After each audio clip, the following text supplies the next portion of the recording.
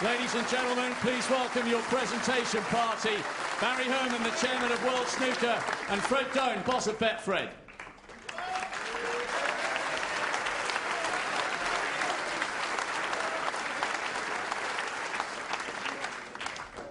Your runner-up, what a 17 days he's had.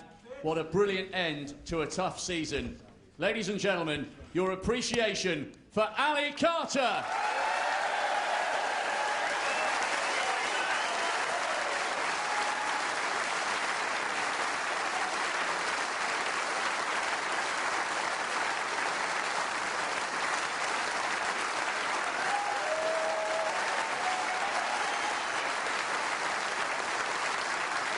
And the winner, receiving the trophy, the cheque for £250,000 and the title, 2012 Betfred.com World Snooker Champion, the Rocket, Ronnie O'Sullivan.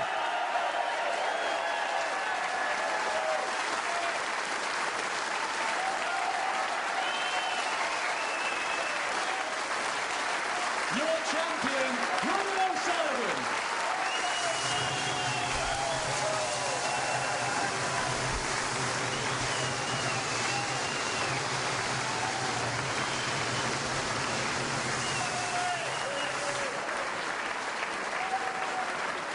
So Ronnie joins the likes of John Higgins and Ray Reardon, Steve Davis and Stephen Hendry as a four-time world champion in the modern era.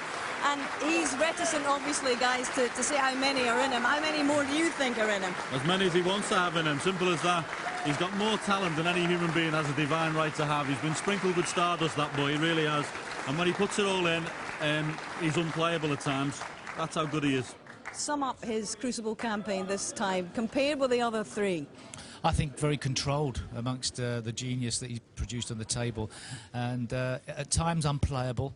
At his worst moments in the event, he was controlled, his safety was good, everything was really in place, and obviously he's praised Steve, he's a sports psychologist, and from my perspective, that's the best ever Ronnie O'Sullivan we've seen at the World Championship.